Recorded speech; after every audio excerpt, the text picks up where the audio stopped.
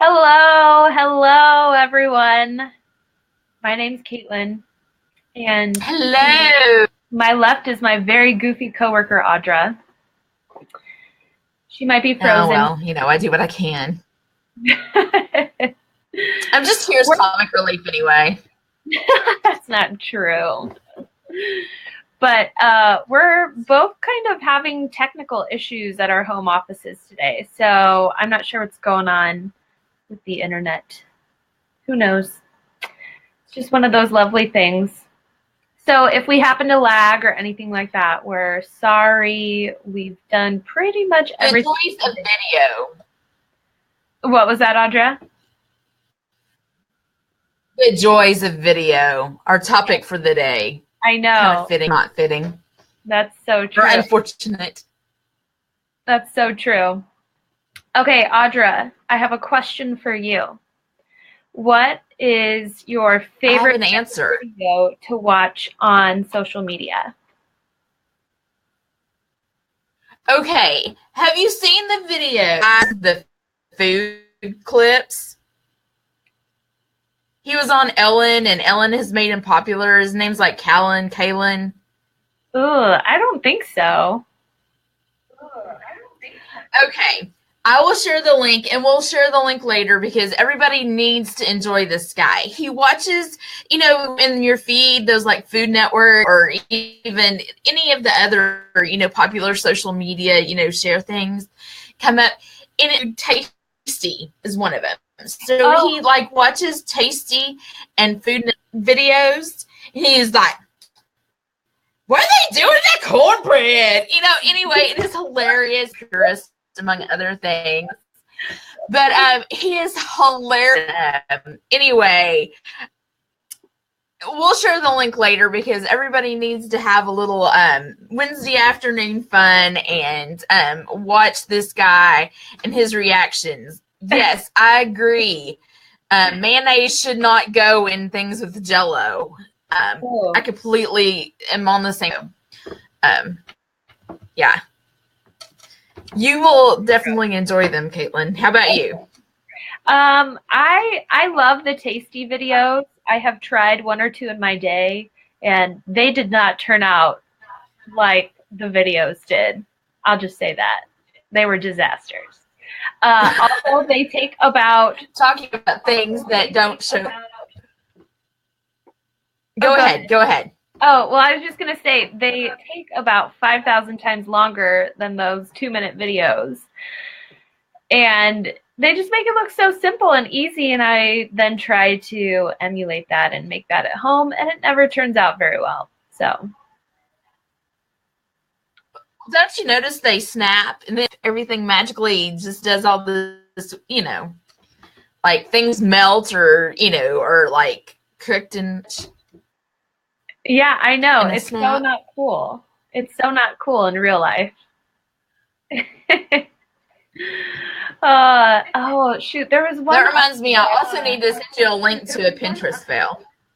Oh, okay. Yeah, I do remember a few Pinterest fails that you've had in the past. This is one I saw last week. Anyway, it's hilarious. But anyway, the person was quite proud of it. Well, we decided today that we're going to talk about the importance of video in social media and in connecting with your readers, trying to sell your books, trying to just really build relationships with other people, especially when it comes to social media. And so I was doing a little bit of research and found some very interesting stats from 2017. So I thought that I would share those. I'll put them up here on my screen so that I don't look like I'm looking down the whole time. Okay, so they are projecting that by 2020, online videos will account for more than 80% of all consumer internet traffic. That's crazy. And I also saw some stats that said that millennials are, I think, 4 times more likely to purchase something if there's a video involved with it. 40% 4 times the number of consumers, all across the board consumers, would rather watch a video about a product than actually read about it. So part of me wonders if book trailers are going to become even more of a thing. You know, I think that that's pretty true in terms of the laziness of people online, how they just want things now, they want it immediately. So if you can watch a 2-minute clip of something and find out all you need to know about a book, and if you would be interested in reading it, why would you then, you know, spend 10 minutes like going through blog posts about the book and about why people wrote it and stuff? I don't know. What do you think, Audra? Okay, I have a question. Kind of wonder if that's true or not. Because, okay, if you can view a news story online, I'm one of those people, I click on it, I don't watch the video because I can read through or skim through story faster. So that kind of ends up being a curious, stat to me. Because I know there's other people that just like to, read through it real quick too. Yeah. But of course, that's news story versus advertising. Just kind of wonder about that. Yeah, I do too. And again, I mean, it was talking about consumers and products, and hopefully if you are So that's probably different.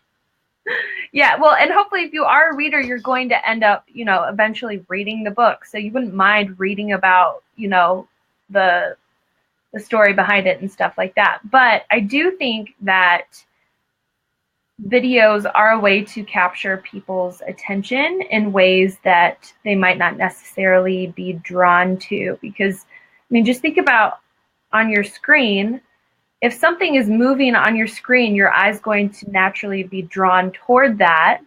And this is just like human basics. So it kind of makes sense that if you do want to capture people's attention, that you would include some sort of motion in your video rather than just having, text in a Facebook post or something like that. To your algorithm discussion last week, Facebook tends to, in the feed, favor things definitely with video. Oh, yeah. So those are getting seen more than, just random, so. Mm-hmm. And it's definitely a necessity. Yes, it is. And this statistic was back from September of 2017. So I'm sure that it will have changed, now, especially given the algorithm changes that happened earlier this month. But at least as of September 2017, videos were 135% better in their organic reach than just a plain old photo was. And that's so different from how it was 2 or 3 years ago when photos really seemed to dominate social media. And then, people just had more video content creation capabilities. And I think social media really recognized that and started to favor that sort of medium instead. So instead of just posting my rants on Facebook, you're saying I need to video my rants. It would be entertaining, that's for sure. It might be. Yes. Yes. Were you going to say something, Audra? No. Oh, you just made it sound like you were going to ask a question. Sorry, if you're just now tuning in, both Audra and I are kind of having at-home office internet fun things to deal with today. And so we are attempting to muddle through this. So we appreciate your patience as we both kind of interrupt each other and say, what? Sorry, what?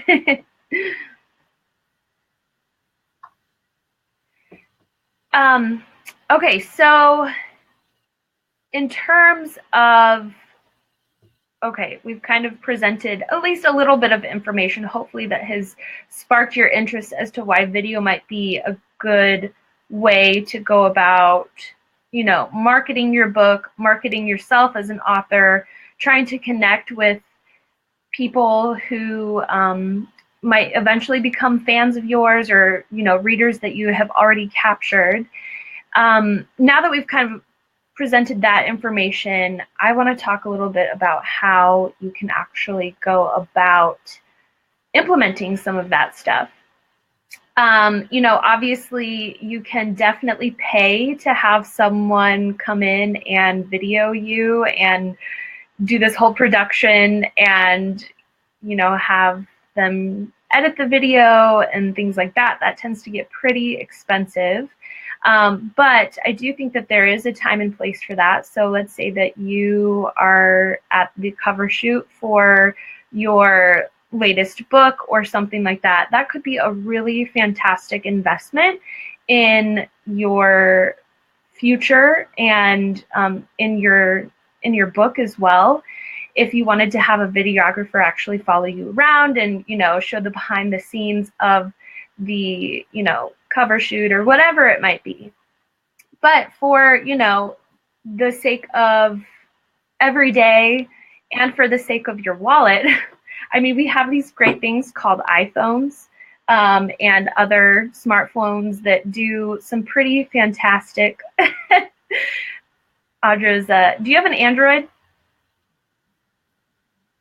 I do. Okay. It's a Samsung.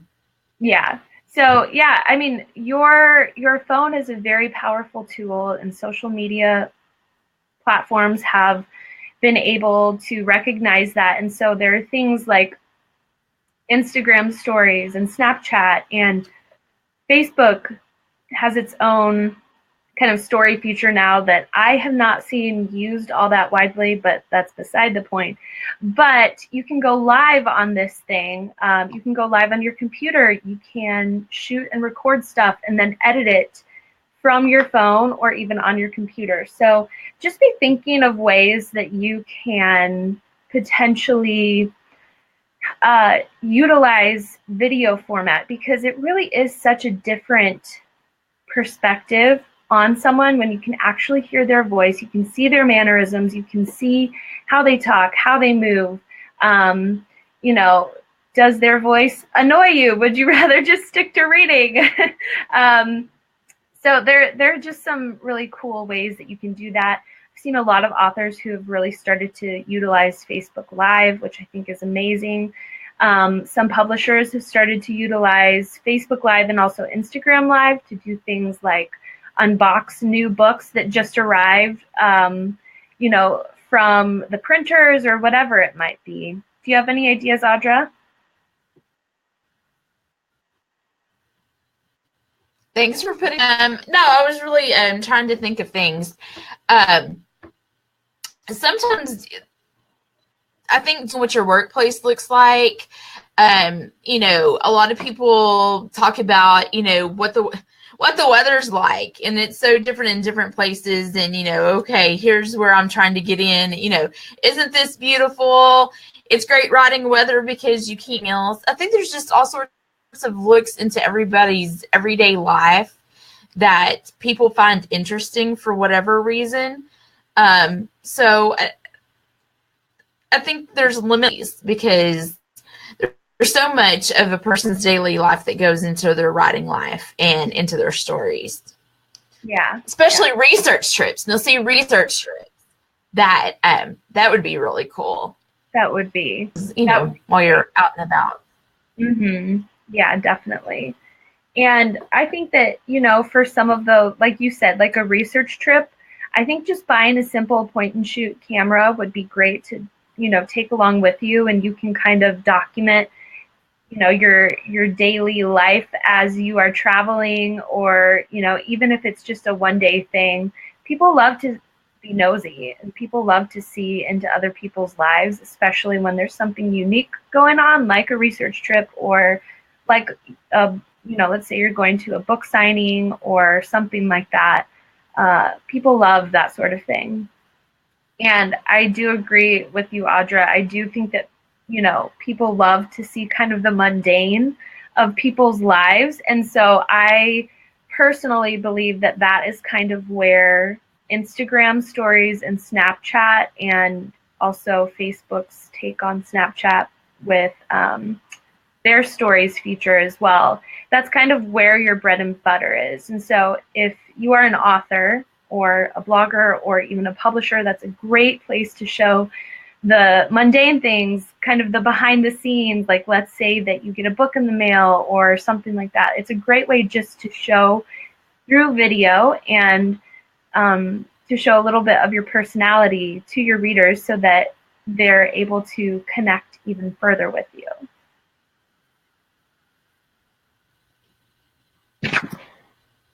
Let me see here. I'm just looking over my stats because there were some very interesting ones. Okay, I thought this was interesting too. In 2016, 14% of marketers used live videos. And I don't have a stat for 2017, but I'm sure that that went up, and I'm sure that it will continue to go up in 2018. So I would just say jump on the bandwagon early. Even though you might not consider yourself a marketer, as an author, you should definitely be marketing your books. You should be promoting it because you took the time to write it, so you might as well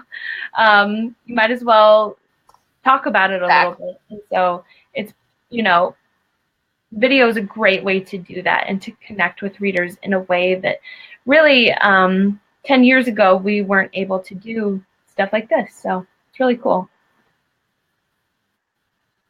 So how about the person who's doesn't like to be on camera, doesn't like to listen to themselves? How would you encourage them to just jump in? Because believe it or not, until we started doing these videos, I was a little apprehensive myself. Yeah, I would just say jump in and don't expect perfection. That's kind of the genius of going live like this, is that you get to see, you know, there are a lot of there are a lot of awkward pauses. Like, people don't expect perfection from things like this. And the same thing goes with if you're using your phone or something like that. It just take the time to, you know, shoot 1 or 2 videos a day with your phone and put it on your Instagram story or something like that. And it's a little scary and might feel a little like self-promoting, or you might feel a little self-conscious at first, but people do it all the time. People love it. They respond well to it. And also, when you are utilizing the video features that a lot of these social media platforms have created, you're going to get more engagement on your non-video posts as well. So it really just benefits you at the end. And kind of like you said, Audra, just jump in, just try it. Like, you can always delete it. I have kind of gotten used to it because the videos show up in our suggested promoted feeds, you know, in the feed, you know, it's like suggest promote this post. So I see myself like talking, even though I don't have to hear myself, thank goodness. I see myself talking at me. So it's gotten me a little bit more used to it. Yeah. And I'm not quite as weird about it. It is weird. And honestly, but I've, you know, do it a couple of times. Yeah. Well, and if I have the option, I will always ask someone else to go through and edit the video of me instead of me having to edit the video of me, because it's so weird. It is a little bit weird hearing your own voice and seeing your mannerisms and being like, oh, do I do that? Do I twirl my hair a lot? You know?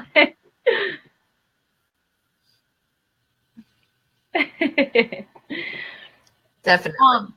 Well, we are almost at the end of our time here, and as usual, if you guys have any suggestions for videos or topics or whatever it might be, let us know. We're happy to cover any topic that you might be interested in, and whether it's related to social media or publicity, or if you just have questions about what we do or about the book publishing industry or anything like that, let us know, and we will see you again here next week with another Facebook Live.